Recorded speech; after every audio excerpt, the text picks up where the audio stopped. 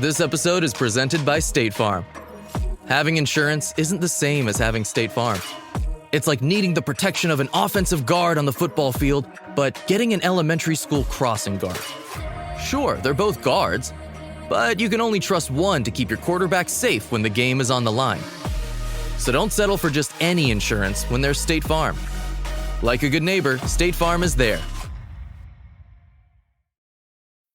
Here's my 30-second story with Guinness. As soon as my sister and I get home for the holidays, we don't even unpack. We head straight to our pub. The bartender already knows our order, Guinness and fries. We laugh all night, catch up with old friends, and walk home with faces sore from smiling. It's one of my favorite nights of the year. That was my 30-second story with Guinness. Guinness Draft Stout. Please enjoy responsibly. Imported by Diageo Beer Company, USA, New York, New York. Hello, I'm Diane Morgan. If you know who I am, you know who I am. If you don't, who cares? I'm here to explain Italian Time, a holiday phenomenon where Italians throw away their clocks and gather for eternity with San Pellegrino. I've been at this party so long that I've eaten 5 courses, hugged someone's grandma twice, and been offered a job in the family restaurant. So this holiday season, make sure to bring enough San Pellegrino to last you through the meal, the after meal, and the entire goodbye ritual. San Pellegrino, holiday on Italian Time. The holidays mean more travel, more shopping, more time online, and more personal info in more places that could expose you more to identity theft. But LifeLock monitors millions of data points per second. If your identity is stolen, our US-based restoration specialists will fix it, guaranteed, or your money back. Don't face drained accounts, fraudulent loans, or financial losses alone. Get more holiday fun and less holiday worry with LifeLock. Save up to 40% your first year. Visit lifelock.com/podcast. Terms apply. This episode is brought to you by LinkedIn. Psst, healthcare pros, word's out, and it's too good to keep quiet. Look, LinkedIn is revolutionizing job hunting, making it possible to search by specialty, shift preference, and salary. Endless scrolling is out. Whether it's a mental health therapist or dental hygienist, finding the perfect role is faster and easier than ever. Head to linkedin.com/healthcare and start your search today. Drink it in, man. Cornbread! Cornbread! Touchdown, Detroit Lions! Drink it in, man.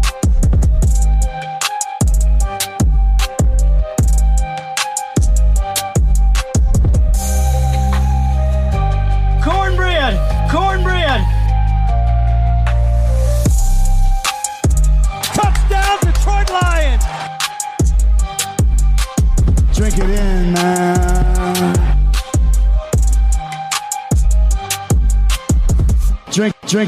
Drink it in, man. Detroit Koolaid. Detroit Koolaid drinkers.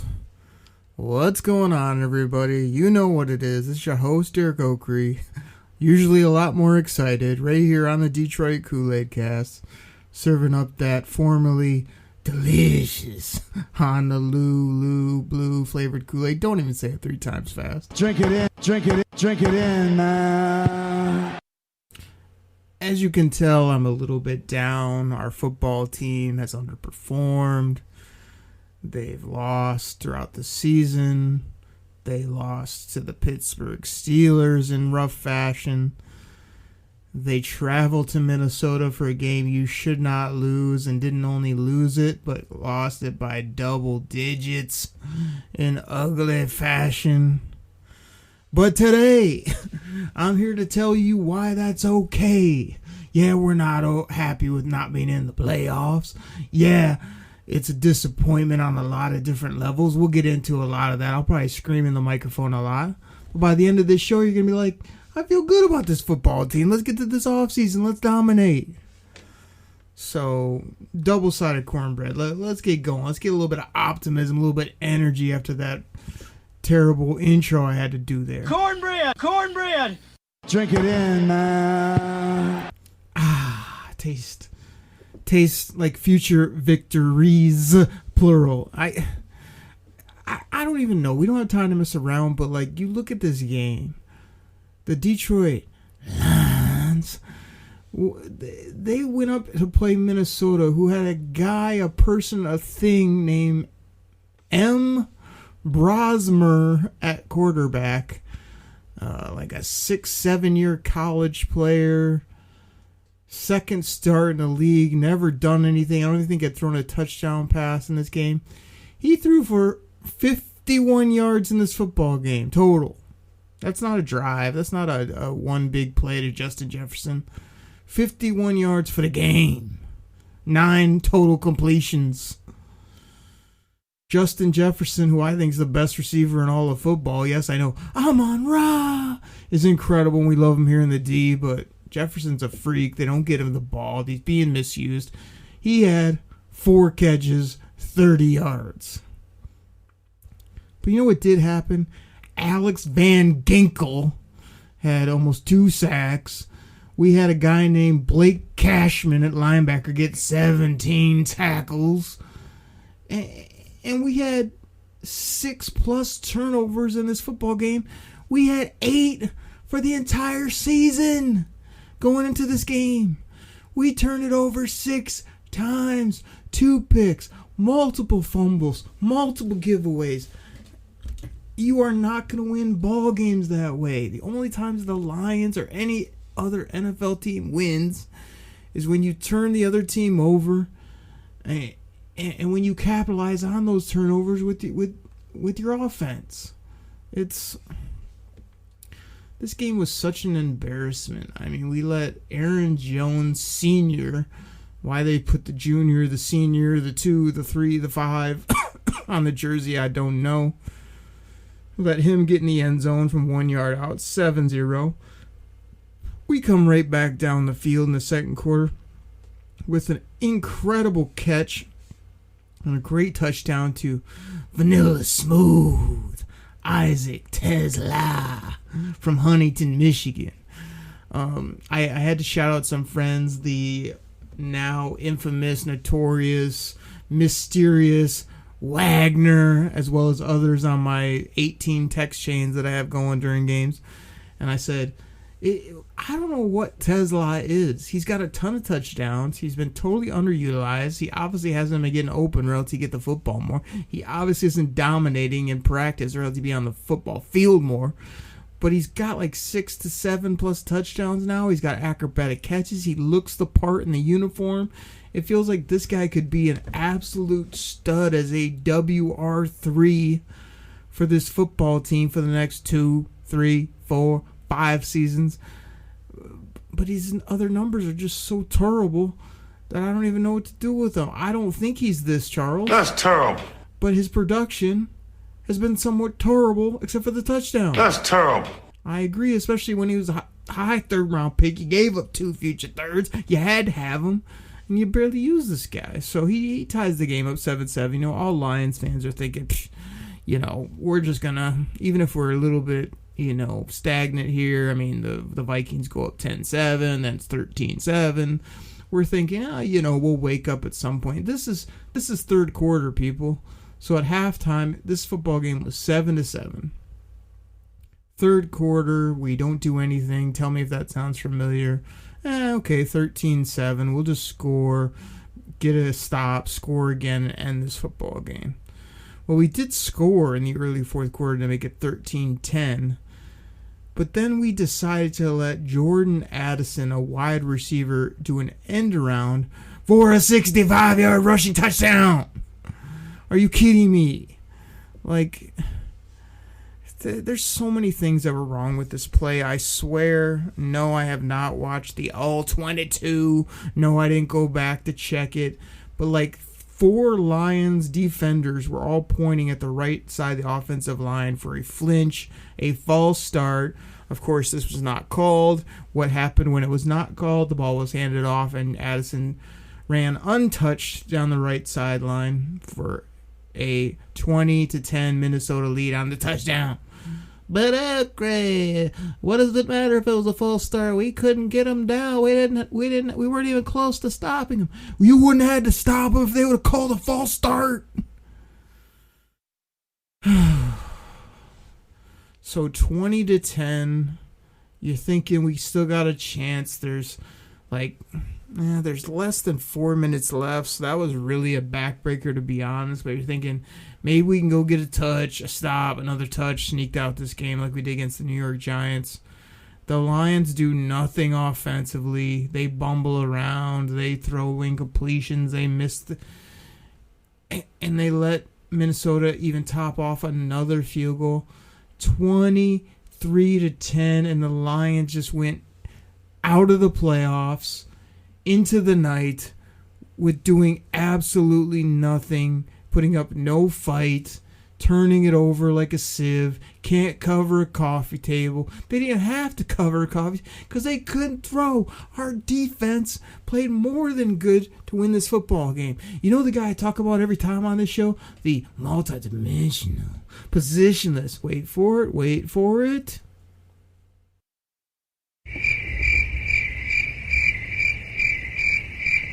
I had to get the crickets out because the elite weapon, Jahmyr Gibbs, didn't even show up. Wait, no, sure, scratch that. He showed up because we gave him the football 17 times for a total of 41 rushing yards. And some of those were garbage plays. He was not a factor again in the passing game.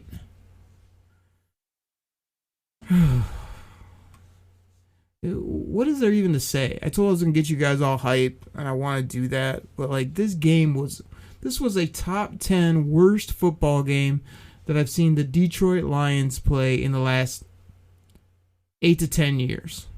They had no fight. They didn't do anything creative. They just weren't humming offensively. The defense played semi-decent. You also found a way to still give up 23 points to a terrible Minnesota Vikings offense besides Justin Jefferson. That's terrible. I agree, Charles. That's what that team is, and they just put 23 up on you. And even worse, you let Flores, a.k.a. Flo, just bring the house, show the house, drop back, blitz your quarterback, disrupt everything you're trying to do, and you had no answers. You didn't throw the ball deep once. Can Jared Goff get it deep? TBD, if you ask me, but we'll see. I know he didn't try to throw it deep very well. We didn't do any gadgets. We didn't hit him with any quick game. We just let them bring 8+ people to the line of scrimmage, mug up the A-gap, mug up the edges, and then bring the house or look like they're bringing the house only to drop back and confuse our quarterback and our whole offense. This was an embarrassing performance on every single level. I have nothing good to say about this football game. There's no positives. There's nothing to take from it. Had you won this game, in case you didn't realize, the Cheddarheads, the mozzarella sticks, went out and lost to the Ravens. So all you would have to do is beat Benedict this week and you'd be in the playoffs. And then, as Chop said, you might get Chicago in the first round and beat him again. 3 times. 3 times, 3 times. Instead, you're packing your suitcases. You got your tail between your legs because you didn't show up. You didn't play ball. You didn't even look like a marginally good NFL football team in this game. Nice Christmas present he gave to Detroit there. I know the coaches coach hard. I understand these players prepare. But what I saw on the field was a team that didn't even have answers for anything. There looked like there was lack of effort, if you ask me. I know Dan Campbell's going to say, they worked hard. I love this team. They did everything they could. I didn't see much had to have it in this game. I saw you going off the field lots of times on 3rd and 3 and outs. I saw your defense trying to do everything they could to keep you in this game, and you couldn't put up any points. Except for one Isaac Tesla touchdown and a cheapie, not really a cheapie, a 48, nearly 50-yard field goal from Jakey Bates late in the football game. The fact that you lost to that type of team, in that type of situation, with that quarterback, is just inexcusable on so many levels. So I have nothing else to say. That ended the Lions season. It happens. Lots of teams. You think the Washington Commanders thought they were going to win 3 or 4 football games this year and look terrible every week? No, they were the hotness. They won. They got to the NFC Championship. They blew out the Lions in their house. And what happened? The quarterback got injured. They went all in free agency. None of that worked out. And they've been an awful football team all year. There's many other situations where good teams haven't showed up, haven't won football games. But the fact that the Lions not only missed the playoffs, but are probably going to be the last place team in the NFC North, where they were formerly two-time kings of the North. The king in the North. The king in the North. So let's spin this forward. It's probably about 10 minutes of ranting, a very uninspired intro, which normally I try to get you hype. Let's do a quick Chicago Bears preview. This game would have been incredible. All the Lions had to do was beat the sorry Vikings in Minnesota, and they couldn't get that done. You get that done, you get help from Baltimore, you go into this final game in Chicago, who, in case you haven't checked, has lost 2 in a row, gonna make it 3. You're gonna send them, I think they won the NFC North. They would have probably lost the division in this final game to the Lions. The Lions probably have a win in your in scenario, or even if they don't, it's Cheddarhead's mozzarella sticks have to win. Even if they win, if we win this and we should have won Pittsburgh too, you'd control your destiny. So anyway, this would have been a big football game. There's absolutely nothing on the line now for the Lions. I don't even know or care if there's anything on the line for the Chicago Bears at Joey Sports Guy. But Dan Campbell is still want to go in there and show up Benedict.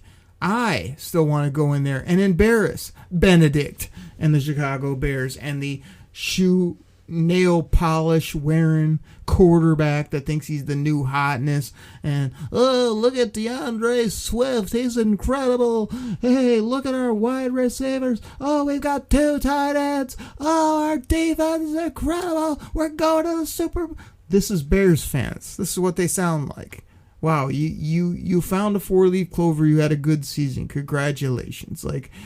You're gonna get bounced in probably the first round of the playoffs. You're probably gonna come back and win less than 8 games next year. But you had a nice run. The Lions have nothing to play for. Danny Campbell's doing the alpha mentality where he's just going to start everyone. If you're healthy enough, you're going to play. Jared Goff's going to tell you, hey, we only get X amount of these. It's a privilege to play in the league. We're going to go out and do our best and regroup for next year. And I'm not saying sit your guys. What I'm saying is the Lions have nothing to play for. Chicago either does or doesn't have something to play for. And for some reason, I'm not hyped for this game because we have no playoff implications, and I'm still down about this embarrassing loss to the Vikings. But I want to go in and not only win this game against Chicago. I heard the radio people were like, oh, it's not like you're going to put 50 up on them like you did in week 2. Why not? Why can't we just go in there and blow their doors off and embarrass them in their house?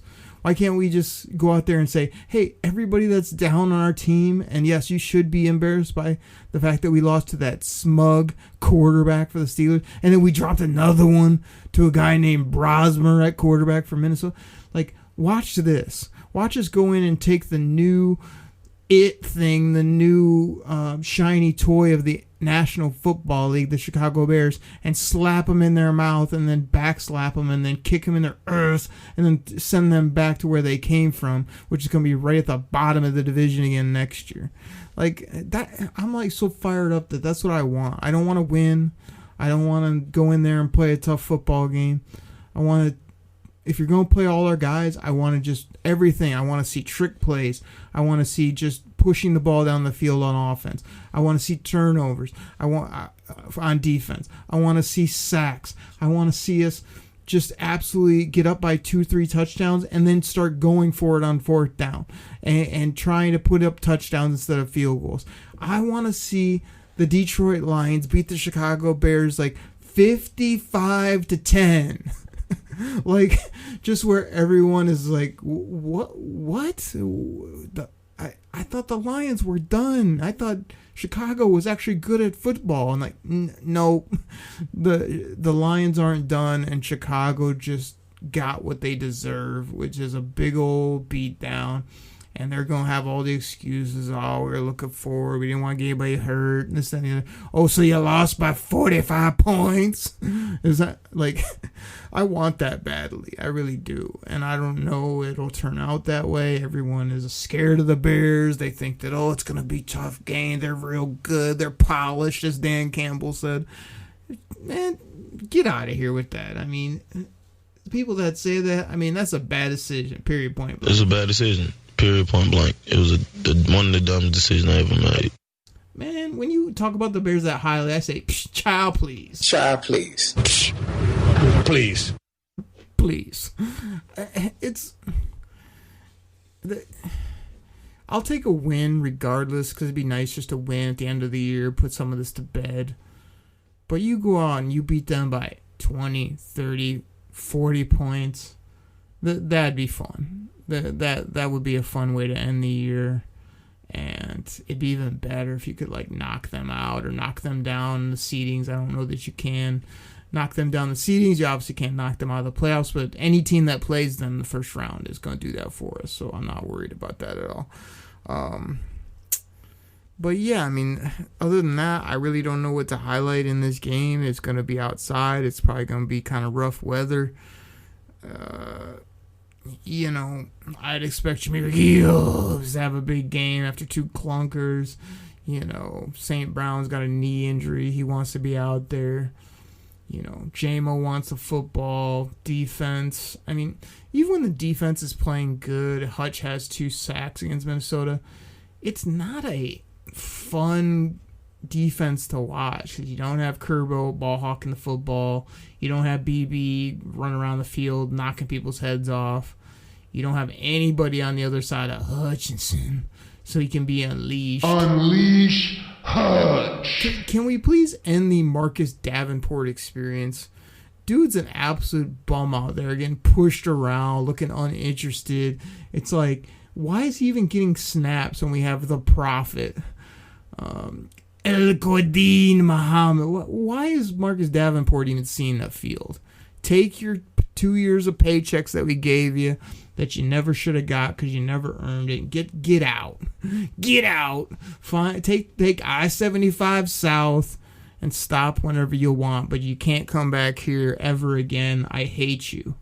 I mean, we got guys you never heard of playing safety, our linebackers. Like, I'm torn on Alex Anzalone. My guy looks the part in the uniform. He tries to man up coverage. Yet all I see is him manning up one-on-one on backers and inside receivers and tight ends. And every time he's a step or two behind where the guy makes the catch. Oh, he was right there, though. Yeah, but he didn't make the play. Oh, he was in great phase. Yeah, but he got roasted, toasted, and extra crisp. So it's like, I'm not saying he's done, but I'm saying based on his holdout, the fact that he's not getting any younger, the fact we paid Derek Barnes, we got Campbell now. Jack Campbell is an absolute stud. Dude's always just laying the wood on people. Like, I'd go with those two. Get some young vets, get some rookies, whatever you got to do, and just roll a linebacker. But we'll see what they do. I like Fabio's leadership. I kind of like his coverage, but I kind of don't, if you feel what I'm saying. So it's like, I don't even know the matchups. You know, like I'm really not scared. You look at Chicago's team, you're just kind of like Caleb Swift, DJ Moore, a couple rookies, one at tight end and wide receiver that are doing okay. a defense that's like opportunistic, like, wow, you're leading the league in turnovers. Wow, that's a surprise that you're doing that, and you have a bunch of dubskis. Take about half those turnovers away, you probably got 4 wins. So there's that. But anyway, I already did my preview. I'm going on a bit long, about 20 minutes, and I'm solo here, and I'm pissed off in case you can't tell. I'm disappointed in our boys and our football team, but I haven't given up on them, so I'm going to take a quick pause, get our great sponsors in both here and throughout the show, and when I come back, I want to talk off-season, I want to talk draft, I want to talk how we reconstruct this team, and I also want to tell you that this team's not only not done, this is probably going to be the biggest motivator that they could get or need or want, which is coming up short, second year in a row with ridiculous injuries, a mad Dan Freaky Campbell, and Brad Holmes, who all he does is draft Pro Bowlers, sitting there going, oh, you think it's my fault? You think I forgot how to draft football players? You think I forgot how to create a team? Even though you're forgetting that I took this thing from nothing to an NFC title team in like 2 seasons? Okay, let me show you. So we'll get into some of the things that they need to think about. Of course, I'm not going to do a deep dive because we got plenty of weeks to do draft shows, where we're going to rebuild, what we're going to do. It's going to be the Oakley broad strokes, how we're going to get it right. And I'm just telling you right now, this team's not only going to come back next year, they're going to be taking names and just looking for all of the hate, all of the underdog, all the chips on their shoulder. And this is going to be another, I'm not saying we're going to win 15 football games, but I'm saying we're going to be up in the 12, 13, 14-ish games, dominating people, scoring a ton of points. Because if you think about it, next year might be the go for it all everything year before Gibbs, Branch, Laporta either exit or get paid, and you can't keep everybody. So I say load up for next year. Watch out for next year, because the Detroit Lions are going to be slept on, and this is not the type of team, the type of coach, or the type of football players, offense, and if we can cover our defense a little bit better, that should be slept on. They are still a top 5, top 8 team in the National Football League, regardless of how this year has went. Everybody, I'll be right back.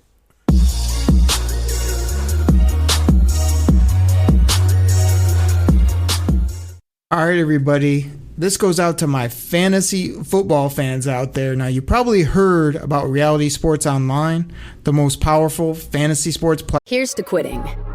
Quitting the couch for a quick run. Quitting the snooze button for a morning workout. Quitting giving up after 2 weeks. You see, staying committed to your fitness goals isn't easy. But with Apple Watch, you don't have to do it alone. Because Apple Watch gives you real-time motivation, plus advanced metrics that track all your workouts, so you can stick to your New Year's fitness resolutions. And once and for all, quit quitting with Apple Watch. iPhone 11 or later required.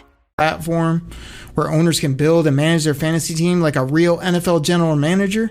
But the question is, have you tried it? I mean, we're talking free agency, multi-year contracts, rookie drafts, multi-team trades. You can put franchise tags on guys. It's as close as you're going to get to being an NFL GM. But do you think it sounds complicated? It's not. I'm here to tell you it's the best thing about Reality Sports Online is it's just more fun than your normal fantasy league, but it doesn't take barely any more time. After all this, are you still not sure? I mean, come on now. You can test your general manager skills by going over to Reality Sports Online, call it RSO. Please go check out realitysportsonline.com right now.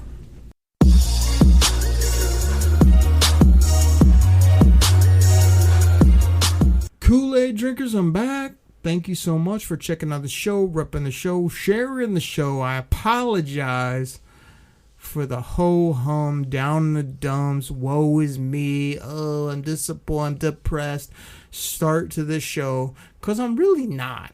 I'm upset that we lost to a sorry Minnesota Vikings team, ended our playoff chance to have nothing to play for in the final game of the season.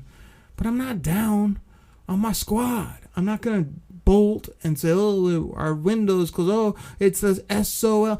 I'm not doing any. That's such garbage. Talk radio, bandwagon garbage that I'm not going to even think about going there. So if you are, you probably need to find another pod. But I started off the show disappointed because that's exactly what I am. I ranted and raved about Minnesota. I gave you a ho-hum, going to beat Chicago by 40 points preview quickly. Yes, I predicted 55-10. A Lions Dubsky in Chicago. Will the weather be good? Will they get that many points? Both probably are negative, but it was fun to do, and I hope it happens because I love to just slap. Remember, it's Detroit versus Benedict, always and every time for eternity. Now, before I get into this off-season draft type things I wanted to talk about, I need to give a quick shout out, and yes, I'm going to complain a little bit about fantasy football. I want to give a quick shout because he said I didn't do it last week, and I meant to do it. Yet he let me down that it was Stash in the ATL. You guys know who he is. He's the guy that did this on a live Detroit Koolaid Cast voicemail. You guys know the number, 989-272-3484. You call up, leave a message, text, voicemail. You might call and I'll be like, what up, this is Okri. I just answer the phone live. It's been known to happen. Dial that up again, 989-272-3484. We're going to do like some caller only shows this off season. We'll do some, hey, leave us voicemails. We'll pick the top couple and play them on the show type of things. But what I want to talk about is the Detroit Koolaid Cast Fantasy League. The only reason I'm talking about it is because Stash said I didn't give him any love last week. That him and at Chops in the D made the championship in the Kool-Aid League. I didn't talk about it. I didn't say anything. And I said, I'll talk about it next week, but do me one favor. Please beat him. Please beat Choppy Chop. Please pop that balloon that's his head just because he's winning that league and one other fantasy league. And oh, by the way, he can only do 2 or 3 of them because he knows he couldn't compete, where I'm in like 10 and I had bad beats in like 5 in the playoffs, yet I still won like 4 leagues. Anyway, like Chops faced off against Stash, and I don't even know. I'm not even going to pull it up because it doesn't matter, but I think Choppy dropped like 130 points. And Stash, you scored 78 some points. Like, that's embarrassing, bro. This is a league where I dropped like 180 a week ago. Like, yes, this week my team had a clunker and was under 90, but you in the championship game scored 79.6. Rounded up at 79.7. Chops went 135 on you. That's an absolute beatdown, brother. Like, I mean, you know, as those points are racking up and your points are going low, Chops is at home doing this. Woo-wee! He's over there hashtagging that he likes this matchup against your scrub squad. Woo! Hashtag Choppy liking. Stash, how did you score 155, 153, and then you get to the championship against my co-host, who we need to beat so he can't talk about it every week on the show for the whole off season? And you score 79 points. You score half of what you scored the other weeks. Not to mention me missing the playoffs, then running through the garbage disposal bracket, getting to the finals of that, and then losing that in dramatic fashion by 30-some points. My team didn't show up. So I chalk the Kool-Aid League up as another disappointment for me.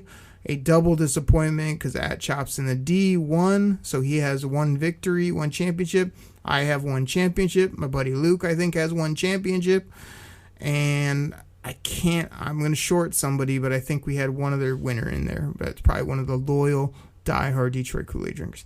The only other thing I want to say about fantasy football, because I know some of you don't care, is I had such a fun season. So many leagues, so many great teams, so many great drafts, great dynasty teams.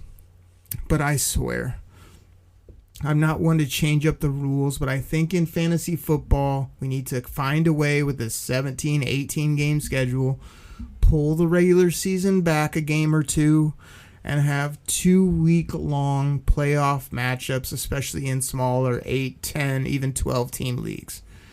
Because the fact that you have such a great squad for 13, 14 weeks, and then you get this 1 week, flip a coin, who's hurt, oh, my guy didn't show up yet, your guy went. I lost to people that had Ramondre Stevenson blow up in the championship. I had guys getting touchdowns from guys like Onkarunkwo over there in Tennessee. He's a tight end, in case you didn't know. I had people blowing up and getting 30 points that have barely scored 30 points the whole fantasy year. It's unbelievable. I should and probably will do a show of all the Oakery bad beats this year where I got beat by scrub players, bad teams, guys that put people in that should never be in their starting lineup, and that week they had the game of their life. I've lost by half a point. I've lost on the final play of the game. I lost a championship yesterday on the final throw from Matt Stafford, the bubble screen to Puka Nacua. It was a double dip touchdown. The guy was down 10, ended up beating me by 8. I literally won the leagues this year that don't matter, if you know what I mean. And I got crushed with bad beats, bad situations, bad circumstance, bad decisions by me in all the teams with the potato chips on the line for the most part. I came in second. I won a couple championships. I won back-to-back in PFF all 22. The Subaru Share the Love event is on from November 20th to January 2nd. By the end of this event, Subaru and its retailers will have donated over $350 million to charity. When you purchase or lease a new vehicle during the 2025 Subaru Share the Love event, Subaru and its retailers will make a minimum $300 donation to charity. Visit Subaru.com/share to learn more. Get smarter about women's sports with She's Not Next, She's Now, a new podcast series from The Gist of It. She's Not Next, She's Now dives into the women's sports and leagues shaping the future right now. Enjoy real conversations with players, executives, and fans across the fastest growing women's sports. Each episode breaks down how these leagues started, where they stand today, and what comes next. It's clear, thoughtful coverage that goes deeper than headlines without the noise. Listen to She's Not Next, She's Now from The Gist of It wherever you get your podcasts. That's She's Not Next, She's Now on the Gist of It feed. And I won another championship, which again was just a fun throw in at the last minute. Yet I won that, and yet I lost my home league that I care so much about. And I was the best team in the regular season. So, if you're out there, think about it. 2-week playoff matchups if you only have a couple rounds. That way, hey, you might have a bad week. But if somebody has the better week 2 weeks in a row, they deserve to advance in the playoffs. If you get lucky 1 week and a guy has his top couple players get hurt and you advance, that's not a legit way to win and after such a long, daunting fantasy football season. And shout out, I better do it, to @ChopsInTheD. Not only did he win the Detroit Koolaid Cast Fantasy League, yes, he won our RFL 53 players per team, 32 team league. The choppy Atlanta Falcons have done it. They have a Super Bowl trophy. Your boy Oakery, who has been repping those lines, has not tasted a Super Bowl victory as of yet. I'm always in the playoffs. I made a couple deep runs. I've come up short. But Chops figured out how to sell his soul, trade his future assets, swindle all the bumskis that don't know what they're doing and get all their good players, and he put together probably the greatest team ever assembled. He didn't lose a game in the regular season. He had the most points for. He ran through the playoffs, and yes, the only game that worried him, I think, the whole year was when he went up against the Oakery Lions. I had him beat by 15 heading into Monday Night Football. What do you think happens? He had a player or two going. He ends up scoring like 25 points, beats me by, I think he beat me by 3 or something ridiculous. So I don't even know what it was, but I had him, and I knew his guys were going to blow up. They did. He ended up squeaking it out and beat me. Otherwise, I'd at least have that win against him, even though he ran the table otherwise. So shout out Chop Chop. I mean, congratulations. You put in a lot of work. You wanted it badly. You got it done. And it really feels good. Fantasy football, as much as it's like, it's fun, whatever. Like, it sucks to lose, and it is great when you pull off those victories and at the end of the year. You win 14 plus weeks and you have one bad week and you get bounced. Yeah, it's not so fun. So there's my fantasy football recap. My shout outs to the people in the DKC Fantasy League. Appreciate you. We're going to keep doing that one because that was a fun draft, a fun league, easy to manage. If you're hearing this and you want to get in a couple of my leagues, I always got some openings. We can get you set up, no doubt about it. But you got to know ball, got to compete. Got to be smart. Got to be a good human being as well. Tired of dealing with these fools out there that we find in some of these leagues, but really got some great people across the board, which is fun too. So I know you're tired of hearing me talk about that, but appreciate everybody. Fun fantasy season. Wait for the show on the Oak Creek Bad Beach. Just be shaking your head like, how did all that happen to one human being in one season? I don't know. As far as the Lions go, the off-season offensive line, edge, corners that can cover a coffee table. Those are the first 3 things that came to mind. When I'm talking O-line, here's where I stand with it. Taylor Decker, if you can get your shoulder right and you're motivated and you want to play another year and you think you can produce, I will consider that. If you think you're not healthy, you don't have the desire, you want to ride off into the sunset, Penei Sewell to the left tackle ASAP. So you got 2 options there, either Decker again or move Penei to the left. I'm pretty set based on our current roster that Christian Mahogany will play left guard. I'm not in love with how Christian Mahogany's played. I loved him in the draft process. I think he's a great, tough dude, but he gets beat quite a bit and hasn't shown me the consistency or the ability to blow people off the football that I want to see to just pencil him in as some stud left guard. Center to me is still a big question. Jared Goff said today on local radio he doesn't expect or even think there's any chance of Frank Ragnow wanting to return, which really makes no sense because my guy said less than 6-8 weeks ago he was not only considering it, he was coming back until doctors had to tell him you can't play with a torn hamstring. So why would he not want to play now? So there's a couple scenarios. You guys know we used to do the gimmicks and kind of go with the old conspiracy music of what might be going on here. There's a couple things. Jared Goff might be totally full of it and telling you there's no chance, I don't see that happening based on how he's feeling, whatever. And that could be bull, just to put people off the scent that he's going to play. That's one. Second, maybe he saw where this football team is and the disappointing end and that he isn't feeling physically right and he doesn't want to come back anymore. So there's that.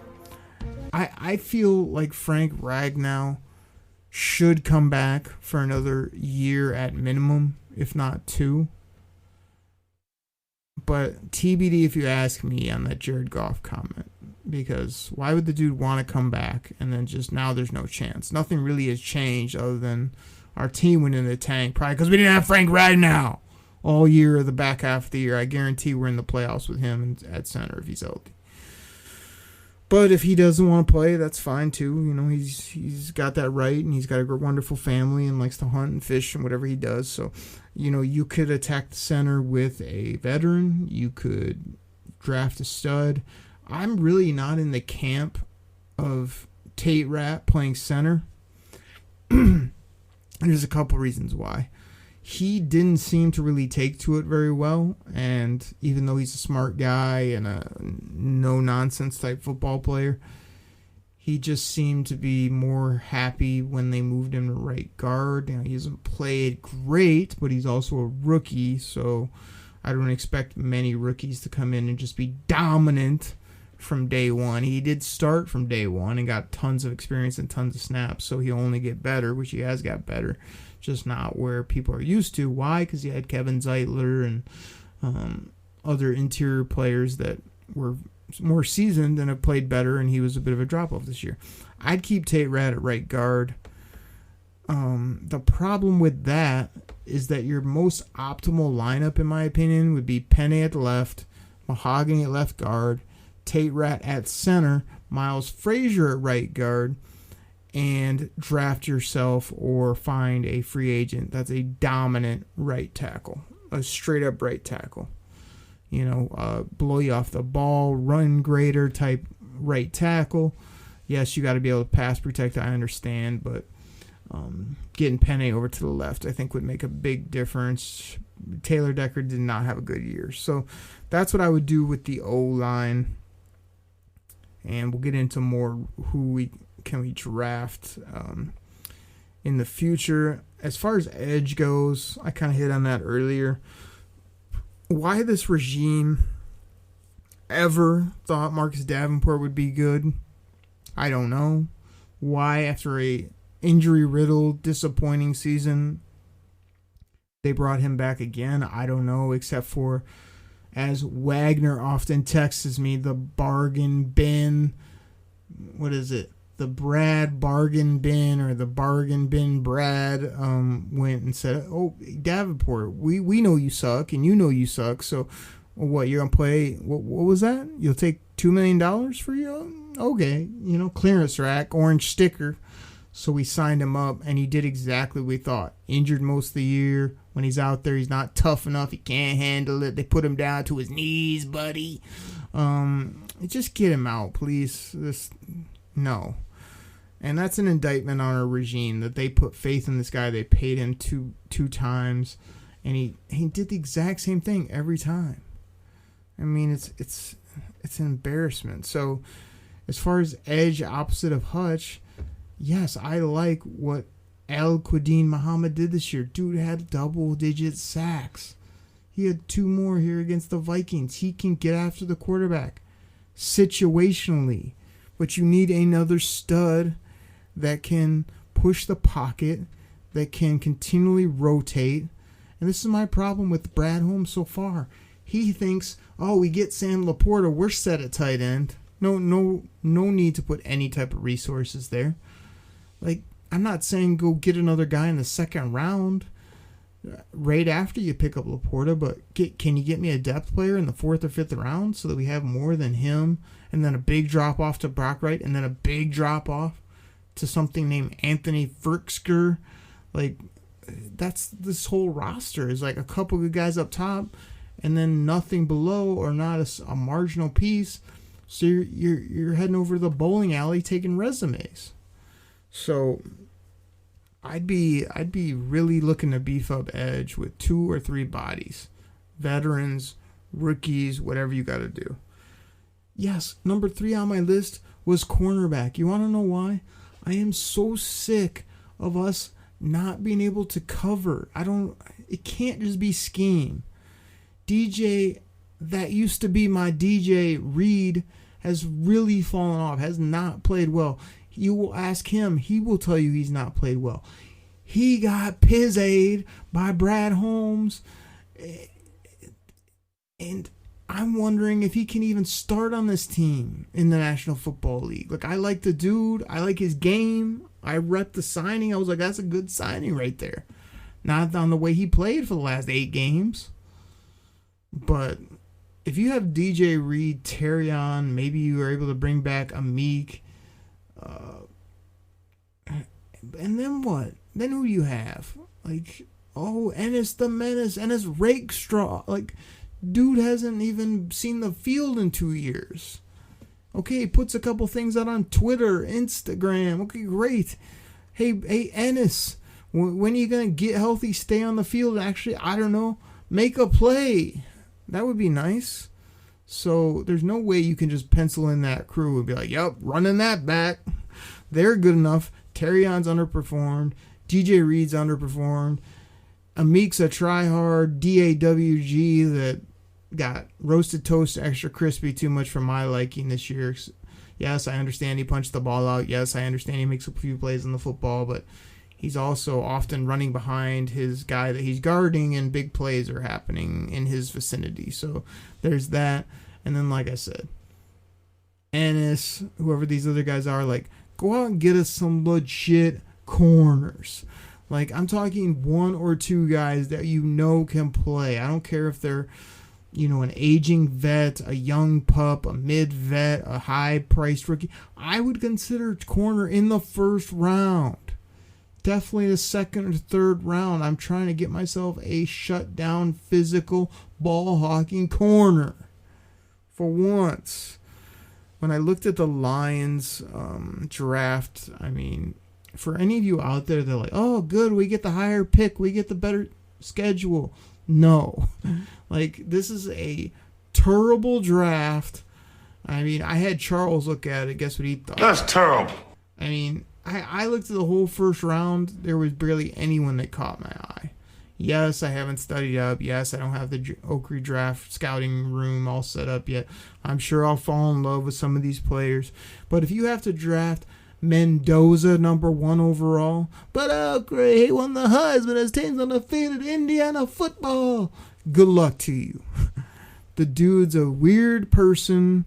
I wouldn't want him leading my franchise. He'll probably be absolutely terrible in the NFL if you ask me. That's terrible.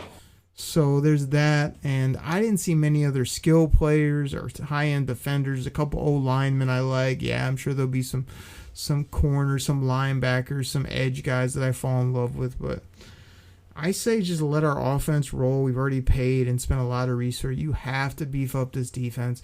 You have to hit on these picks. Okay, you're picking 15. Great. I'm sure that's going to go up to 17-18 when we beat Chicago by 45 points. Whatever it is, if you can get that dominant right tackle, do that too. And then just say, we're set on offense, do what we've told you. Just instead of drafting studs or guys that you think are elite, actually do something that'd be prudent for the football team, which is fill holes. Actually take the best player at the biggest position of need at the best value. I'm sure that will help your defense actually have players that can play. And don't listen to these radio bumskis that are trying to tell you Brian Branch ain't going to play in 2026. Dude got hurt in the middle of the year. An Achilles is normally 8 months to 10, 12 months. If it's 8 months, dude's got a 6-month off season and a month-long training camp. He could be back by the first 4 games or so of the season, in my opinion. So don't let people tell you that kind of garbage. His career's not over. He'll rehab. He'll have some time off this offseason. He'll come back with the swaggy glasses, the funny dance moves, his yakking, talking noise, and he'll be out there getting interception just like always. I'm not worried about that either. These guys heal. It's modern medicine. He'll be fine. Then you got edge, corner, and tight end are my spots where you need to beef up. You need to add bodies. Why? Because I don't know if the bodies we have are good enough. And even if they are at the top level, you need a good second guy. Why? Because if that top guy is hurt, you have a suitable replacement that's good. So those are my top things off the top of my head. And for me, I told you I was going to get you guys hype. I went 20-some minutes in the first segment. I've yacked here for 20-plus minutes. 10-plus minutes probably complaining about my fantasy losses. But the Detroit Lions are mad. They didn't expect this. They don't want this. They still want to win Super Bowls, plural. They have great players who they've paid. They've paid St. Brown, Sewell, Jared Goff, Derek Barnes, Jameson Williams. It's crazy. So these guys are locked up. Will they do restructures? Jared Goff better do a restructure. Dan freaking Campbell went on the radio and said, Jared Goff's a stud. He's a leader. He's a great player. He's not going anywhere. Okay, great. So give us the little clearance discount on that contract we gave you and clear up about $40 million plus in cap space. I'm more than happy to have Jared Goff. I'm fine with his wobbly spirals because the other time, even if it's wobbly, he puts it accurately, leads the team. Just give us a kickback on that ridiculous contract that you're making so we can pay other players, so we can bring in players to help you win, which you need an offensive line, skilled players, and a good defense, or else you're just a ho-hum middle-of-the-road quarterback. If we give you those things, you're a top 8, 10, 12-ish quarterback with high upside that can, dude had like 30-some touchdowns and before this last game, less than 6 interceptions all year? Like, that's tremendous ratio. So I'm all about that. So Dan Campbell's not happy. Brad Holmes, who hasn't spoke like all year, didn't even seem to speak, I don't think, after the trade deadline, which he did absolutely nothing. Hello, Brad Holmes. Are you out there? Hello. You didn't do anything at the trade deadline. You didn't talk. Here we are at the end of the season. You're probably going to come up there with Ray Agnew so he can deflect half the time. You need to have a powerful presser where you lay out the plan. You're going to talk and say one thing and do another, but I just need you to energize this fan base and say, we're upset. We're coming for this. We're not going to mortgage our whole future, but we're also going to stack this football team better than you've ever seen in your life, and we are coming for everything in 2026. Mark it down. What does Chop say? Hashtag market. Like, that's what needs to happen, and I think that will happen, and I think it needs to be said. Don't give me this, we tried to do this, we tried to do that, we thought this was going to happen, we had injuries. No, I need some forceful talk and action from Brad, always over for business Holmes, and Dan Freaky Campbell to get this thing turned around. They will turn it around. We'll be loaded up in 2026. We're going to win 10, 12, 13, 14. Hell, maybe we will go 15-2 again. Maybe we'll run the North, have number 1 seed, run to the playoffs, and win the Super Bowl like I think. I think this team's coming for everything. They're going to be upset. They're going to have a heck of a football team from top to bottom. And to me, this is only a motivator. This is not a setback. This is not we got to change everything, get rid of all the coaches and move this and do that. No, it's basically keep what you're doing, add to your talent, add to your depth. Let your ballers do what they do. Realize that your coaches, you hired them for a reason. Make a few tweaks here or there. Dan Campbell, find yourself a coordinator you can trust so you don't have to do that every week. And just come back next year ready to roll. That's what I ask. That's what I expect. That's what this team is going to do. So let's go beat Chicago by 40+, embarrass them. Go into the offseason, start adding talent and free agency, have a hell of a draft. And get this fan base re-energized so that everybody that thinks, wow, the Lions had a down season. We had like 30 down seasons before that, before they ever had up seasons. Type of a fan. What are you talking about? Are you going to deal with a down season, especially if they come back here and just dominate the National Football League? I can't wait to see it. It's going to be the Restore the Roar redemption story like you've never seen. We're still going to win one, if not multiple Super Bowls with this squad.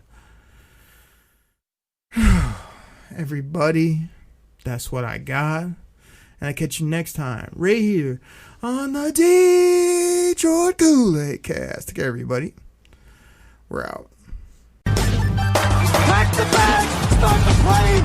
This game is over. It is over. What a comeback by the Lions. Drink it in, man.